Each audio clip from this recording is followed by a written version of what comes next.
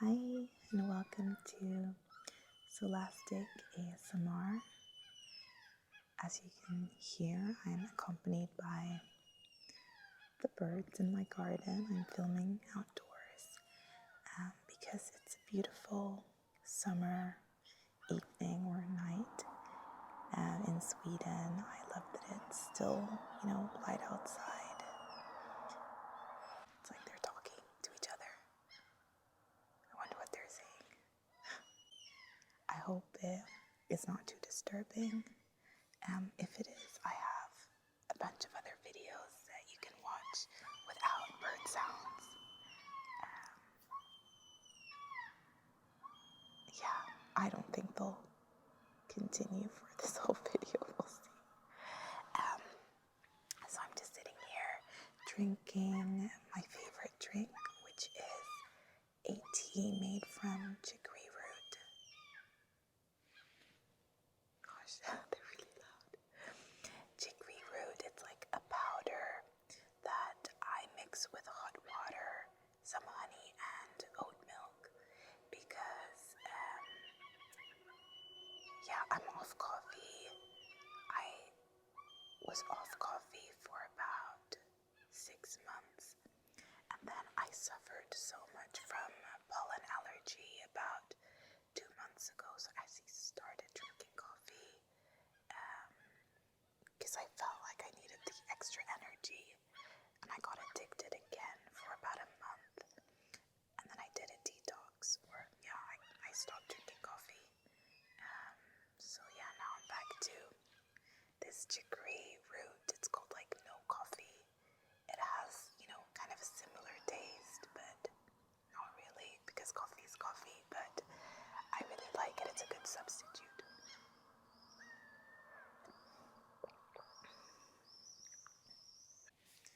I really wish that I had a normal, healthy relationship with coffee, but I just can't.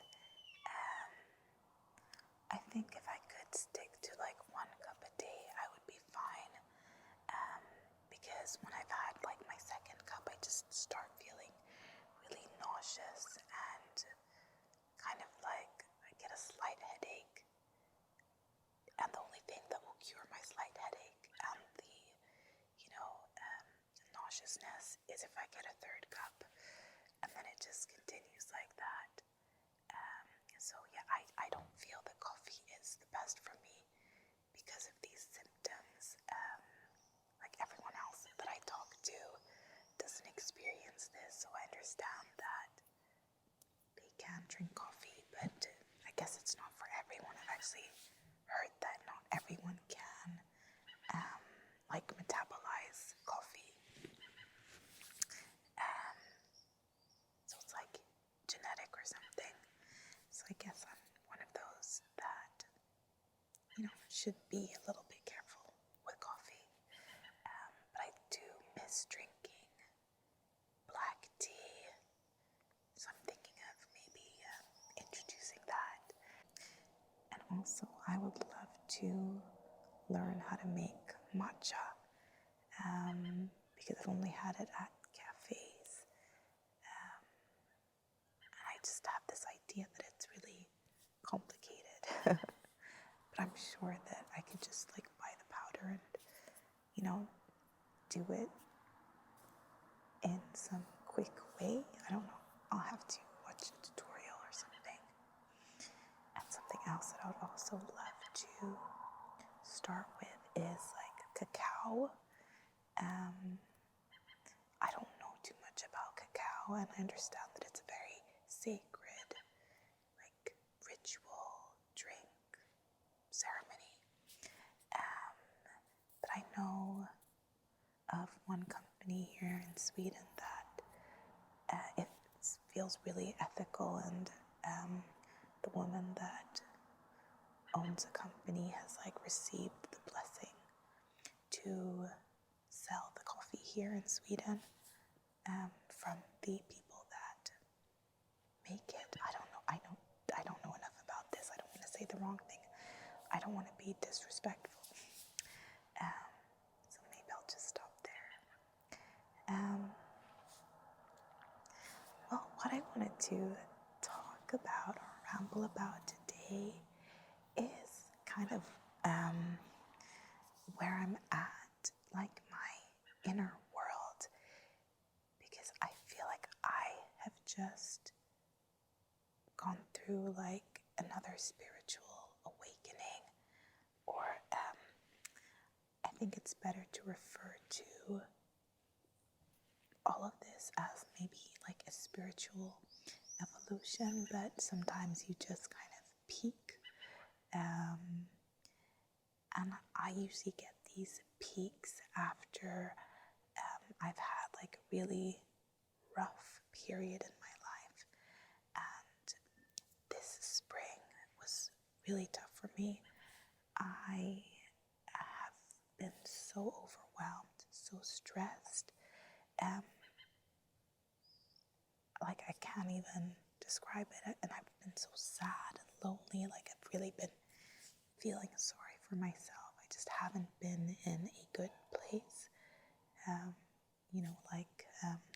with my mental health. I mean, it didn't get too bad, and I don't think too many people noticed until I kind of explained to them. But now I feel like I've come out on the other side, and I just see things differently, and I'm just so grateful for where I'm at right now. I think what I experienced this spring was a dark night of the soul. And I believe that we also have several dark nights of the soul in our lifetime.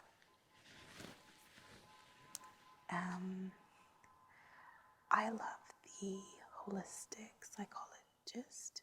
I think that's her name. Wow. It just felt so weird when I said it. The holistic psychologist, Nicole LePera, on Instagram. And yeah, I have her book.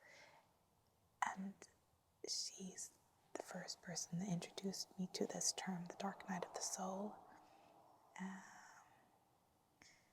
I think it's about, just, it kind of felt like I was stuck in mud, and I was just like stepping in the mud, and I couldn't get out of the mud. And this is just, I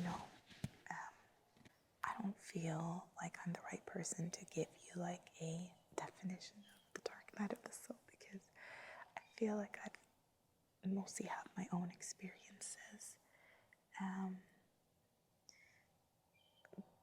But the result is often a transformation.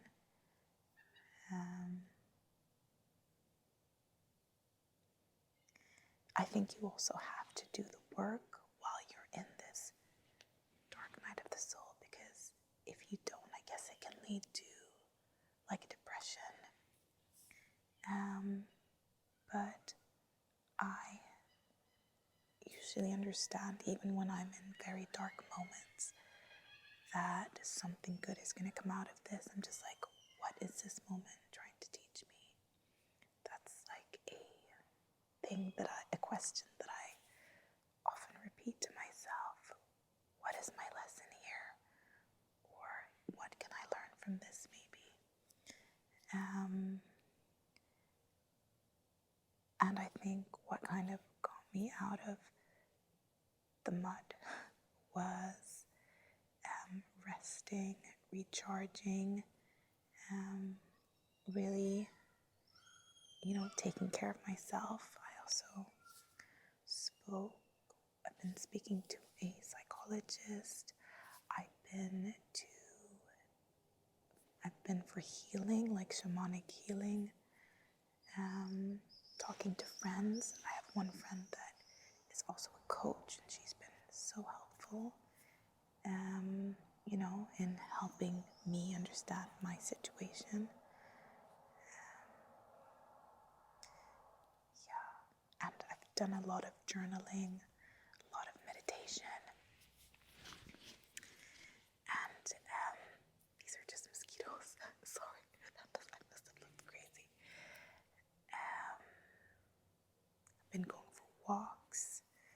listening a lot to podcasts. I've actually recently listened to a very good podcast that I'm going to link. It is the Tony Robbins podcast, but he had a guest, or it's actually, I think it was from a show or something. It's like a live recording, and it's a talk by Michael A. Singer. I think that's his name. He is the author of The Untethered Soul. It's I want to say it's a really good book. I read it about 2 years ago and I didn't get it. I didn't get anything about it. I had it as an audiobook. I think maybe that was the problem. Sometimes when I listen to these things, the information just goes in one ear and out the other. I really would like to get the book in physical form and read it, because that way, we can go back and, I loved listening to audiobooks before, but these kind of like self-help books, I prefer having them, to read. The fiction is actually great for audiobooks. Okay, this is kind of spiraling away. But I think what I've really learned, this spring and, up to now, is that I do a lot of self-sabotaging. I'm very hard on myself, and I think a lot of people are. Like if I don't know, make a mistake or something, it's almost like I have a hard time accepting the situation, and I just keep on, beating myself up or beating myself down about it. So yeah, I feel like I'm having these like aha moments where I'm just like, oh my God, there I am doing that behavior again. I have a lot of, I think some of my main issues that have been coming up quite a lot for me this spring is feeling like a victim. Like, I love feeling sorry for myself. Yeah, that's one thing, I guess. It's quite a big thing as well. Like, I compare myself to others, and if someone else has a better life than me, then, I'm like, oh, poor me, and I'm never going to have that good life, that those wonderful things are never going to happen to me. And that's very self-sabotaging, because those thoughts are never going to get me to a good place. Like, those kind of thoughts are never going to change my situation. It's actually just going to, it's like I'm digging my own grave of self-pity or something. So I think with this kind of where I'm at now, where I feel so clear in my head, like a thought comes into my head and I'm just like, I'm on it. I can kind of stop the thought, or I think what I'm learning to do is like listen to the thought and listen to, gosh, I'm going to sound like a crazy person now, but I believe that we have, different aspects of ourselves, and it's very important to listen to all sides to a story. So if there's a situation where I'm starting to feel sorry for myself, I'm also going to have another part of me that, is going to try to pick this sad person up and be like, yeah, try to encourage them, or, show compassion. And sometimes even have like a third voice. I just think it's so important to listen to all the stories in your head and not try to push any of them away. I think true acceptance comes when you like invite everybody to the table. And that's what I've been practicing recently. And also really at the same time. So sounds very complicated now, but practicing being in the present moment. Because I am rereading this book, The Power of Now by Eckhart Tolle. I mean, I'm not even...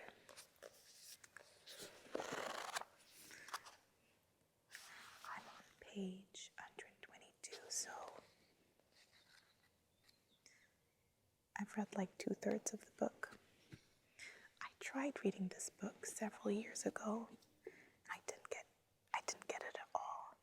And it has taken me about 6 months to get to page 122. And I think I spent the first 110 pages just like, I don't get it. What does he mean? And just like rereading. But now I'm at the point where I'm like reading the book. And even if I don't understand everything, it's like, it's still kind of landing in me. It's like I'm not reading it with my mind. I'm reading it with like a deeper part of me. Yeah, this is very woo-woo. But I love woo-woo. I really do. I think Eckhart Tolle is, I've been listening to a lot to his podcast as well. And he's just repeating the same things. He's just like, be in the present moment. Be in the present moment. And then he just says it in like 283 different ways, which is funny. I love that he is so consistent with his work. Like he's not, or I don't know everything about him, but it feels like he's been saying the same thing for like 20 years. And it's supposed to be so simple, but it's really hard. Wow, I really have been rambling in this video. It makes me happy. I hope you were able to follow along. Maybe I opened up your eyes to something new, or maybe, I don't know, maybe you're just here for the ASMR.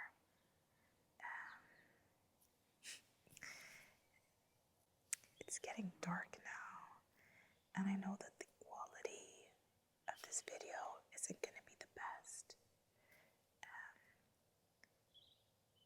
So I think this is just going to have to be good night from me.